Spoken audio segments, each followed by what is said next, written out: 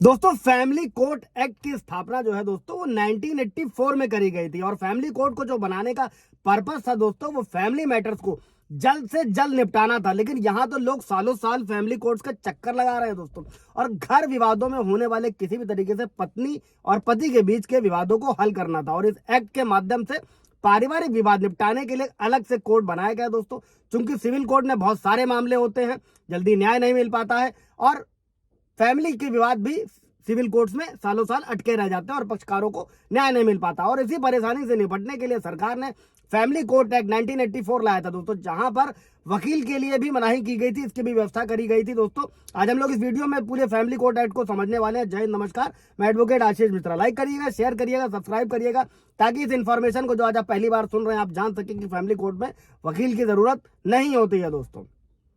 अभी ये भी समझते हुए चलते हैं दोस्तों कि फैमिली कोर्ट किन मामलों को सुनती है। तलाक से संबंधित मामले, जुडिशियल सेपरेशन यानी कि बिना तलाक दिए अलग होने वाला, पति पत्नी के दाम्पत्य जीवन की पुनर्स्थापना के मामले दोस्तों, भरण पोषण यानी कि मेंटेनेंस से संबंधित मामले, बच्चे की कस्टडी से संबंधित मामले और पति पत्नी के बीच होने वाले कोई भी संपत्ति विवाद संबंधी जो मामले होते थे दोस्तों वो फैमिली कोर्ट द्वारा ही इन मामलों को सुना जाता है। और फैमिली कोर्ट में इन्हीं मामलों की अधिकता भी होती है दोस्तों। और जिन शहरों में फैमिली कोर्ट की स्थापना नहीं की गई है उन शहरों में इन मामलों को सिविल कोर्ट में यानी कि सिविल न्यायालय द्वारा सुना जाता है। और जब सिविल कोर्ट इन मामलों पर सुनवाई करते हैं तब उनकी प्रक्रिया अलग होती है और फैमिली कोर्ट में सुनवाई होते समय प्रक्रिया अलग होती है दोस्तों। और सिविल मामलों की प्रक्रिया थोड़ी सी लंबी होती है जिससे जल्दी न्याय नहीं मिल पाता है, जबकि फैमिली कोर्ट में किसी भी प्रकरण को दर्ज होने के बाद उस पर होने वाली जो सुनवाई से संबंधित प्रक्रिया होती है दोस्तों बहुत ही जल्द खत्म हो जाती है और पक्षकारों को त्वरित न्याय जल्द से जल्द न्याय मिलता है, ऐसा लिखा गया है। अभी हम लोग समझते हैं कि हो क्या रहा है दोस्तों। और फैमिली कोर्ट में वकीलों की भी मनाही है। फैमिली कोर्ट एक्ट 1984 सेक्शन 13 ये कहता है कि फैमिली कोर्ट में वकीलों की मनाही है दोस्तों। और फैमिली कोर्ट में किसी भी प्रकार की पैरवी करने के लिए एक अधिकार के रूप में वकील को पेश नहीं किया जा सकता है।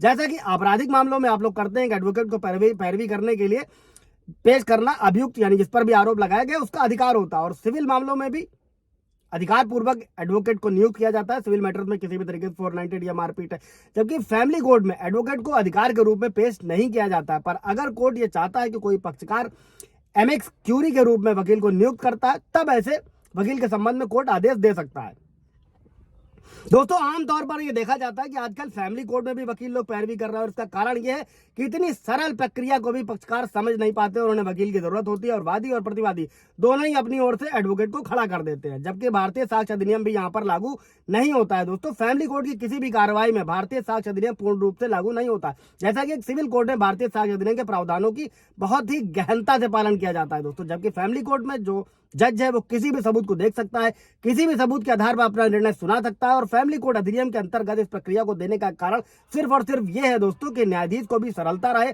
और वो अपने स्तर पर अपने तर्क अपनी बुद्धि का इस्तेमाल करते हुए किसी भी मामले में डिसीजन दे सके दोस्तों।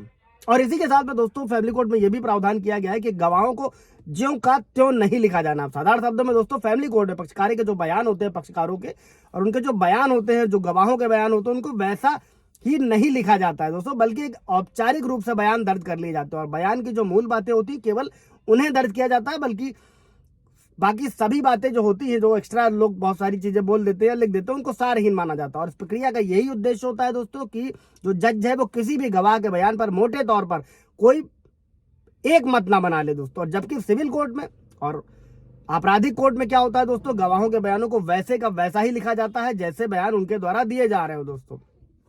अभी फीस प्रक्रिया को भी समझ लेते हैं दोस्तों कि जो फैमिली कोर्ट की फीस है वो नाम मात्र है। फैमिली कोर्ट में किसी भी प्रकरण को दर्ज कराने के लिए दोस्तों नाम मात्र की कोर्ट फीस देनी होती है। और सिविल कोर्ट में किसी भी दर्ज कराने के लिए मामलों को बड़ी धनराशि भी देनी पड़ती पक्षकारों को देना पड़ता है दोस्तों। लेकिन फैमिली कोर्ट में कोई बहुत अधिक राशि कोर्ट में नहीं ली जाती और ऐसा माना जाता है कि जनता के आपस के मामले निःशुल्क और जल्दी समय पर निपट जाएं। इसीलिए राज्य सरकार को जल्द से जल्द सभी जिलों में फैमिली कोर्ट की स्थापना करने को कहा गया है दोस्तों। और फैमिली कोर्ट का पहला यही उद्देश्य होता है कि वो पक्षकारों के मध्य समझौता कराए, परिवार टूटे न दिया जाए दोस्तों। जब भी कोई तलाक से संबंधित मामला पेश किया जाता है तब सबसे पहले कोर्ट द्वारा पक्षकारों को समझौते का ही प्रयास किया जाता है दोस्तों। और कोर्ट द्वारा ये देखा जाता है क्या पक्षकारों में समझौता हो सकता है, नहीं हो सकता है, पूरा मिलन कराया जा सकता है, नहीं कराया जा सकता। और अगर कोर्ट को ये लगता है, न्यायाधीश को ये लगता है, जज को ये लगता है कि पक्षकारों में किसी भी प्रकार का समझौता नहीं हो सकता है, संभावना शेष नहीं है, तो तलाक के लिए आगे कार्रवाई बढ़ती है दोस्तों। ये है फैमिली कोर्ट 1984 दोस्तों। कोई सवाल जवाब होगा इससे रिलेटेड पूछ लीजिएगा। Thank you.